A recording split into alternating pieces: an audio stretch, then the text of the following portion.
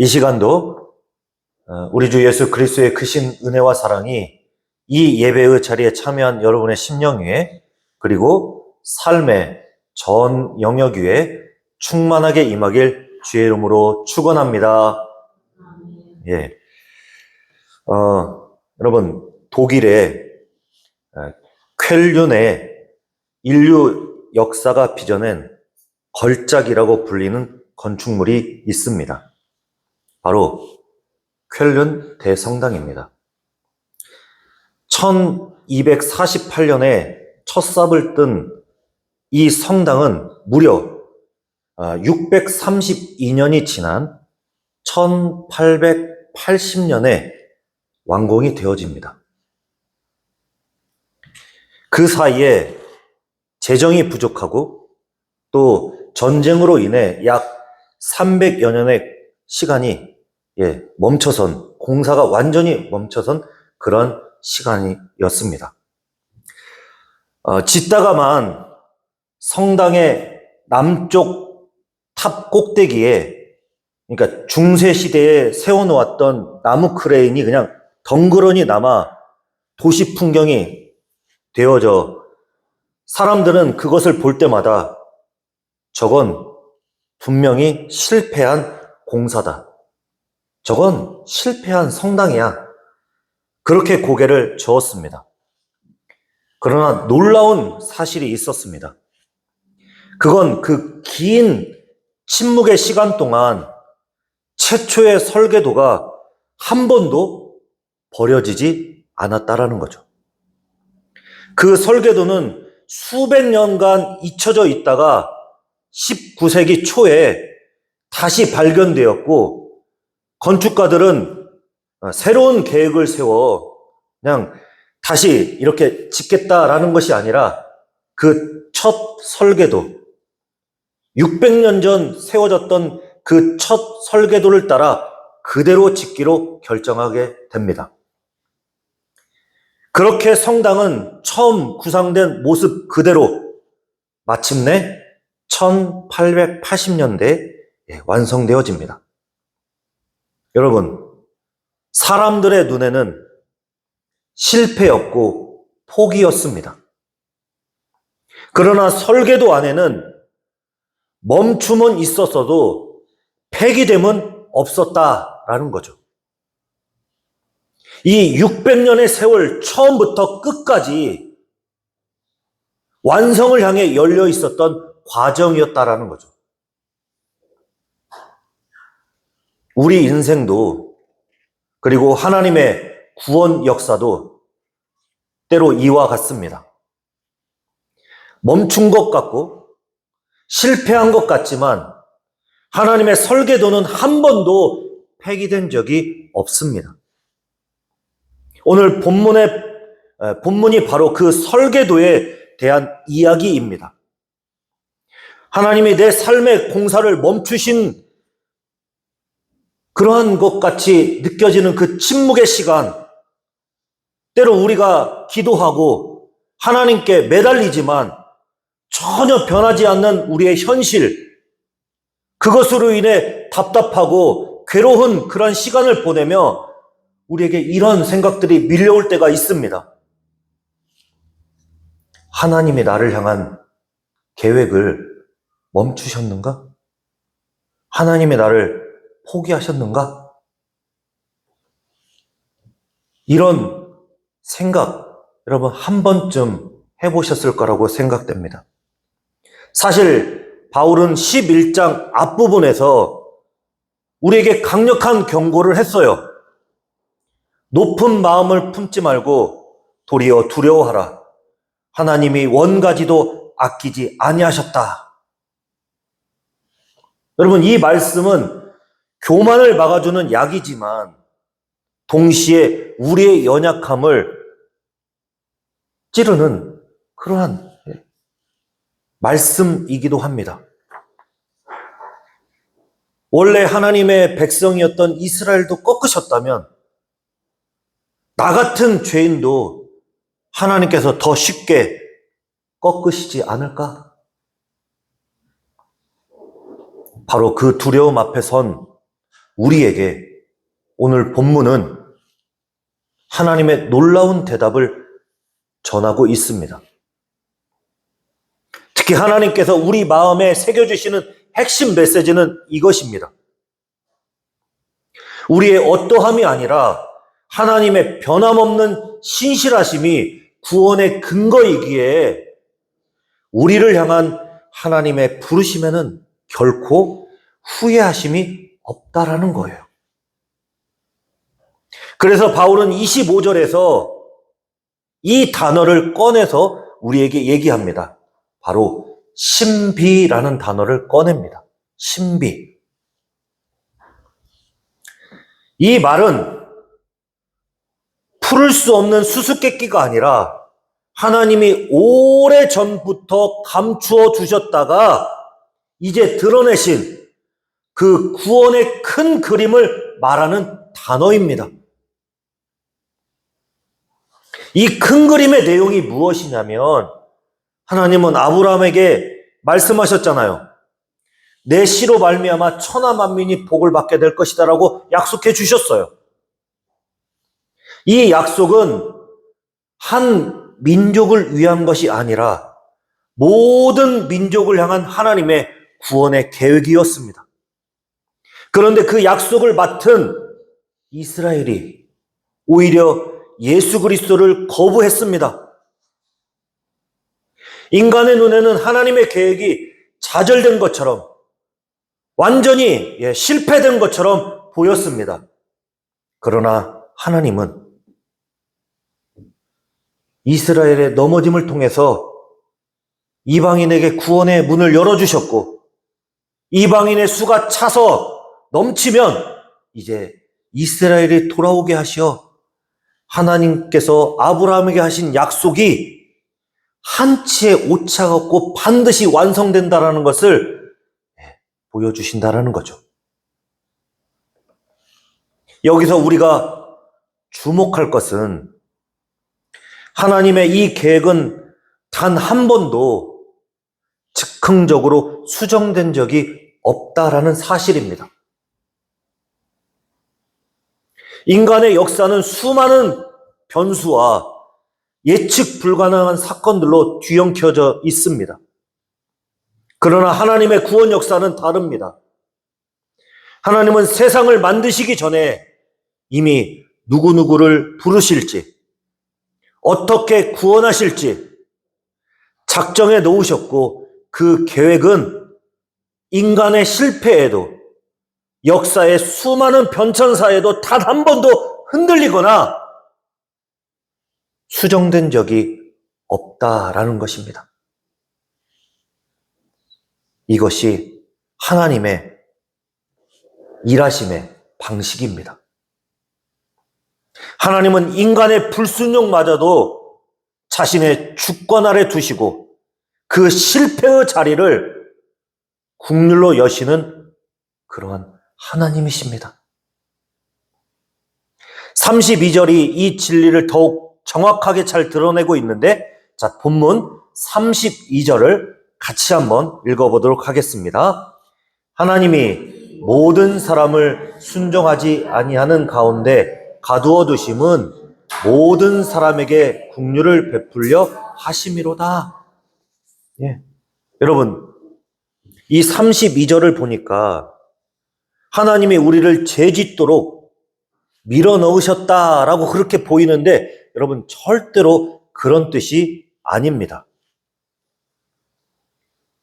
우리가 스스로의 힘으로 빠져나올 수 없는 그 불순종 안에 있다라는 현실을 하나님께서 허용하셨다라는 그런 뜻입니다. 그럼 하나님께서 왜 이런 것들을 우리에게 허락하시고 그렇게 하셨을까요? 여러분, 여기에는 하나님의 깊으신 뜻이 담겨져 있습니다. 만약 우리가 조금이라도, 아니 단 0.01%라도 우리 자신의 스스로의 힘으로 하나님 앞에 설 수 있다 라고 말한다면 그거는 가능할 수 없다라는 것을 지금 하나님께서 얘기하시는 거예요. 여러분, 만약 우리가 우리 스스로의 힘으로 작은 그냥 0.01%의 그런 힘으로 우리가 하나님 앞에 선다라고 한다면 여러분, 우리는 어떻게 말할까요? 내가 노력해서 여기까지 왔다. 하나님, 내가 이렇게 이런 사람입니다 라고 하나님 앞에 자랑할 거예요. 여러분, 이렇게 얘기하고 이렇게 자랑하는 순간 구원은 은혜가 아니라 보상이 되는 거고, 여러분, 감사가 없어지고 오히려 자랑이 판치는 자리가 된다라는 것입니다. 하나님은 바로 이것을 차단시키려고 32절을 이렇게 말씀하신 거예요.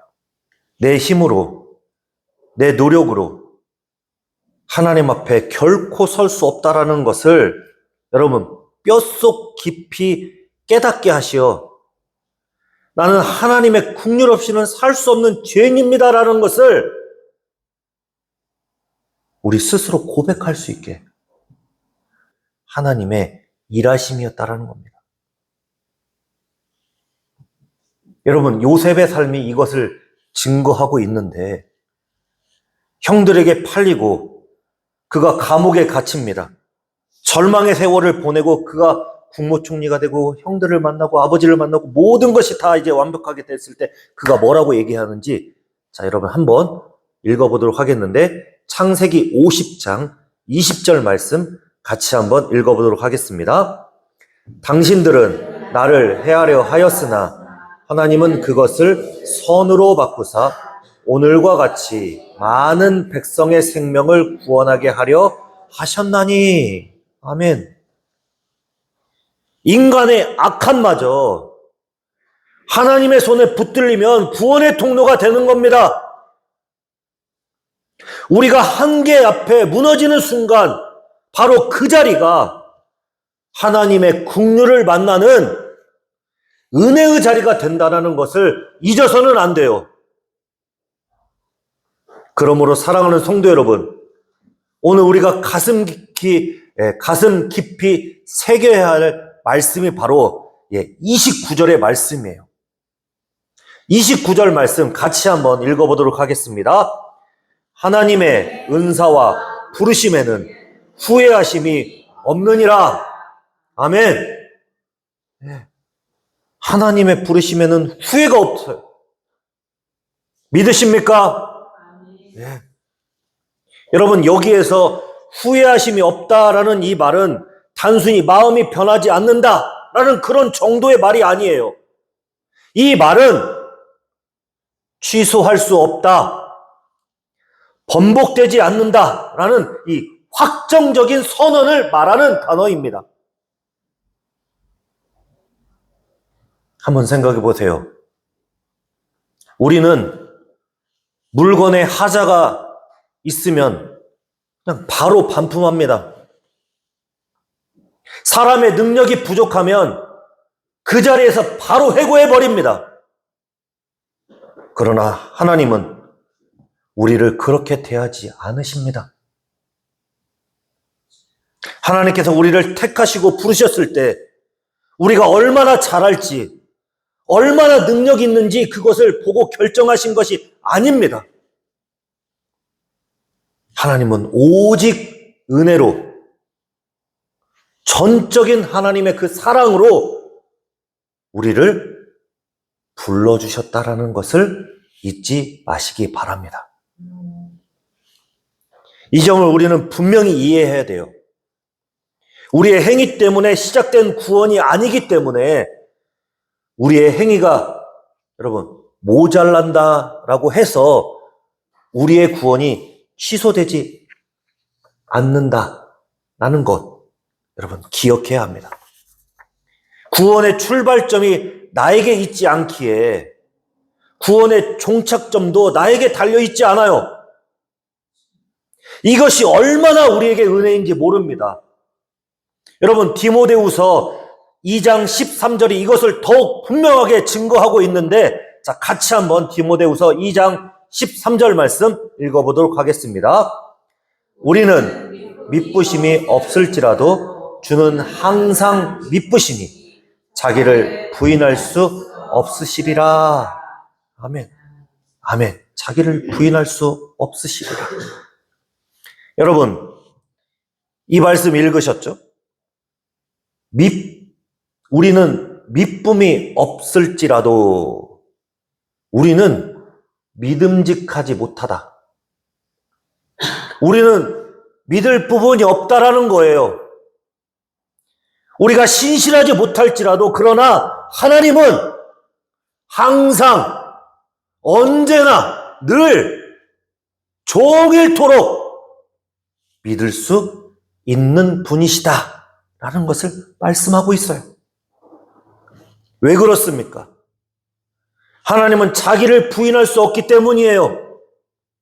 하나님은 단순히 그냥 약속하신 것을 지키시는 분이 아닙니다. 하나님의 그 본성 자체가 신실하시기에 스스로 그 신실하심을 버리시기는 것이 여러분 불가능하다는 거예요.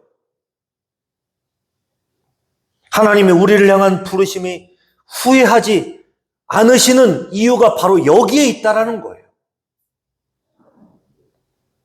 우리가 변해서가 아니라 하나님이 스스로가 하나님 자신이 변할 수 없기 때문이다라는 사실을 우리는 잊어서는 안 돼요.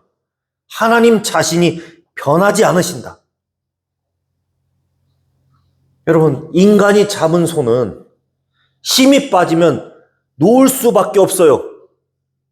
그러나 우리를 붙드는 하나님의 손은 절대로 놓지 않는다라는 사실을 기억하시기 바랍니다.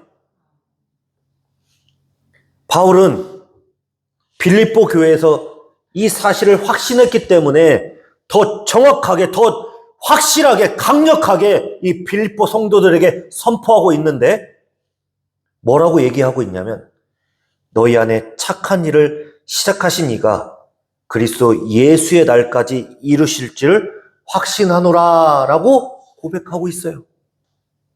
그리스도의 예수의 날까지 이루실 줄 확신한다. 구원을 시작하신 분도 하나님이시며 구원을 완성하신 분도 하나님이십니다. 여러분, 쾰른 대성당 설계도가 600년 동안 지나도 유효했듯이 여러분을 향한 하나님의 구원의 약속은 지금 이 순간도 변함없이 유효함을 믿으시기 바랍니다. 여러분, 우리는 이 사실을 정말 진실하게, 굳건하게 믿어야 합니다. 그런데 사랑하는 성도 여러분, 이 위대한 은혜 앞에 우리가 반드시 짚고 넘어가야 될 부분이 있습니다. 하나님이 취소하지 않으시니 그냥 마음대로 편하게 살아도 되겠지. 여러분, 이런 생각 혹시 스쳐 지나가지 않으셨어요? 이런 마음 먹지 않으셨습니까? 그러나 여러분, 이 생각은 구원의 확신이 아니에요. 이 생각은 은혜를 가볍게 여기는 위험한 착각이고 생각입니다. 한번 생각해 보세요. 사랑하는 사람이 나를 위해서 목숨을 내놓았는데 그 사랑을 이용해서 어차피 저 사람은 날 사랑하니까 내가 아무렇게 해도 되겠지. 여러분, 이렇게 말하는 것, 이렇게 반응하는 것, 이게 정상입니까? 정상이지 않아요. 이건 있을 수 없는 일이에요.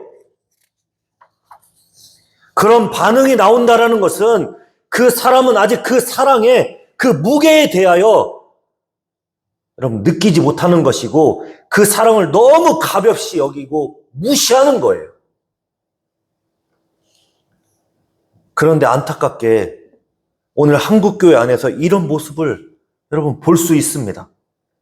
주일에 뜨겁게 예배하고 정말 하나님께 너무 정말 최고의 그런 믿음을 가진 것처럼 그렇게 열심히 하면서 돌아서서 세상에 나아가면 세상 사람과 똑같은 그런 세상의 잣대로 사람을 깎아내리고 은밀한 곳에서 탐욕과 거짓으로 미움을 품고 은혜로 구원받았으니까 난 이렇게 해도 돼. 스스로를 달랩니다. 그래서 교회 밖에 있는 이웃들의 그 이중적인 모습을 보고 그 사람들이 복음 자체를, 예수님을 외면합니다. 여러분, 이것은 우리 모두가 깊이 돌아보아야 할 우리 자신의 모습일 수 있어요.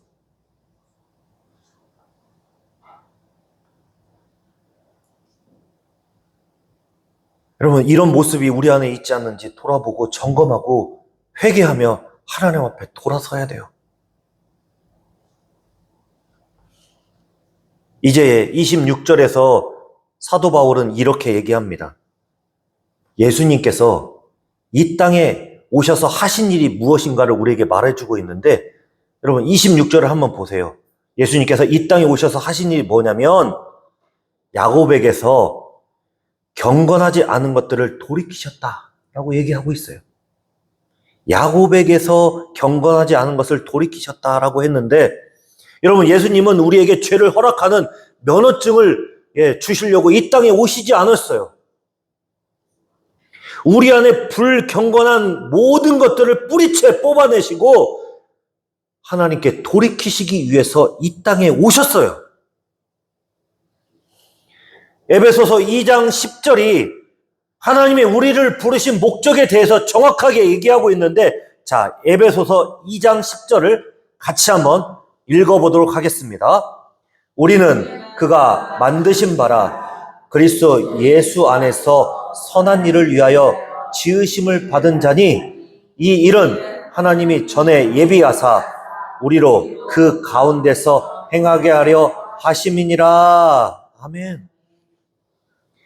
하나님은 우리를 심판에서 건져내신 것에 머무르지 않으셨어요. 거룩한 삶을 미리 준비해 놓으셨고 우리를 그 거룩한 길을 걷도록 인도해 주셨어요. 또 그 길 위에 우리를 올려놓으셨어요. 여러분, 부모님의 변함없는 그 사랑, 그것을 깨달은 자녀가 어차피 부모님과 똑같은 핏줄이니 버리지 않겠지. 그러니까 내 마음대로 살아도 되겠지라고 여러분 생각하지 않아요. 오히려 그 부모님의 사랑에 감격하여 부모님을 기쁘게 해드시려고 몸부림치며 그렇게 자녀가 그렇게 살아가요. 이와 마찬가지로 하나님의 후회 없는 사랑을 경험한 성도도 마찬가지라는 거예요. 은혜 앞에 눈물로 회개하며 거룩을 향해 다시 일어나고 거룩을 향해 나아갑니다. 여러분, 아직 내려놓지 못한 은밀한 죄가 있으십니까?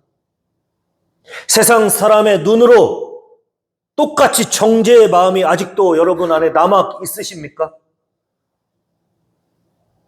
그 모든 것들을 다 이제 내려놓고 이제 하나님의 그 변함없는 사랑 앞에서 오늘 그 죄를 내려놓고 회개하십시오.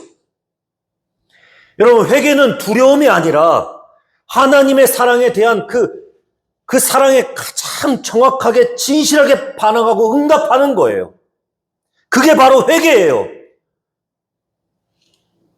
여러분, 하나님께 돌아오십시오. 하나님 앞에 온전하게 서십시오. 그분이 여러분을 인도해 주실 것이고 사랑으로 더욱 함께 해 주실 것입니다. 이제 말씀을 정리합니다.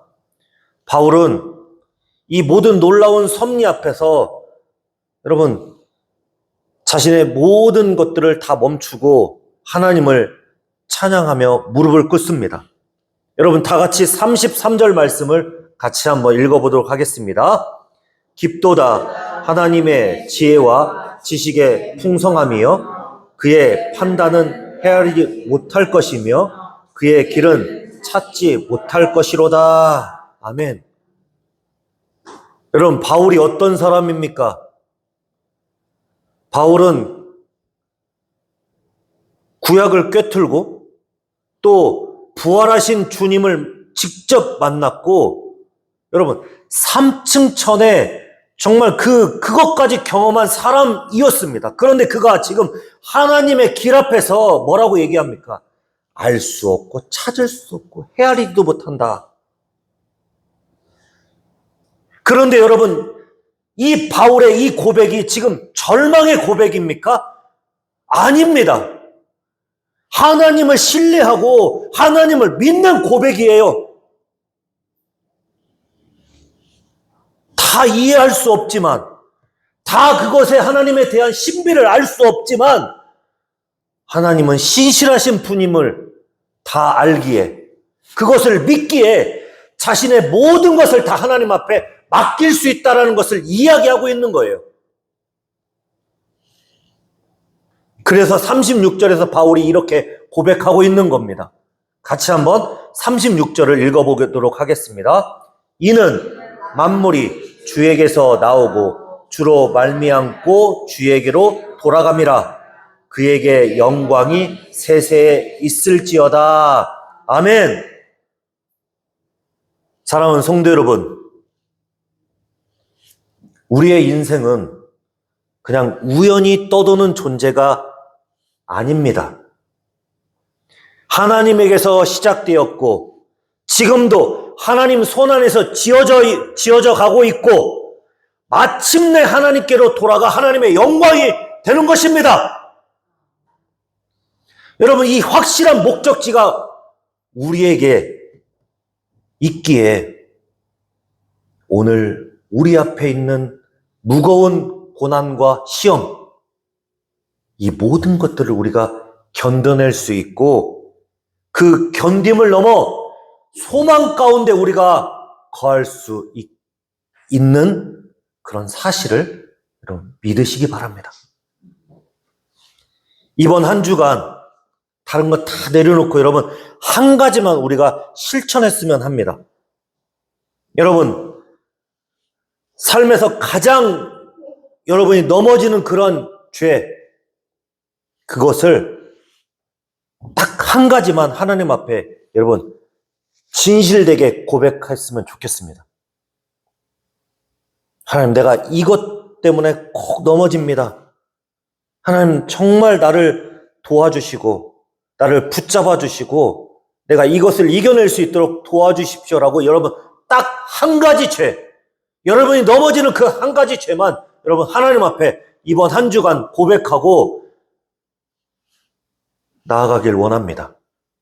직장에서 품었던 미움이든 가정에서 반복되는 분노이든 혼자 있을 때 빠져들었던 탐심이든 그것을 하나님 앞에 진실하게 고백하고 회개하는 그러한 시간을 좀 가졌으면 하는 바람입니다. 그리고 여러분 이 한 가지 사실을 가슴에 품고 한 주간 믿음으로 살아갔으면 하는 바람입니다. 뭐냐면 나를 붙드신 하나님은 결코 나를 놓지 않으신다. 그 사랑에 응답하여 나는 오늘 또 거룩하게 살아간다 라고 선포하고 행하십시오. 믿음으로 나아가십시오. 이렇게 여러분이 선포하실 때 여러분 안에 계신 성령님께서 여러분을 도와주실 거라고 믿습니다. 하나님은 오늘 우리의 회개를 거절하지 않으시고 성령의 능력으로 새롭게 하시며 끝까지 우리를 완성하실 것입니다. 왜냐하면 여러분의 실패보다 하나님의 긍휼하심이 더 크고 우리의 변덕보다 하나님의 약속이 더 강하기 때문입니다. 후회 없는 부르심으로 우리를 끝까지 사랑하시는 하나님을 늘 찬양하며 그 사랑에 힘입어 죄를 끊고 거룩한 삶으로 담대히 나아가 빛과 소금으로 거듭나는 성도들이 되시길 우리 주 예수 그리스도의 이름으로 축원합니다.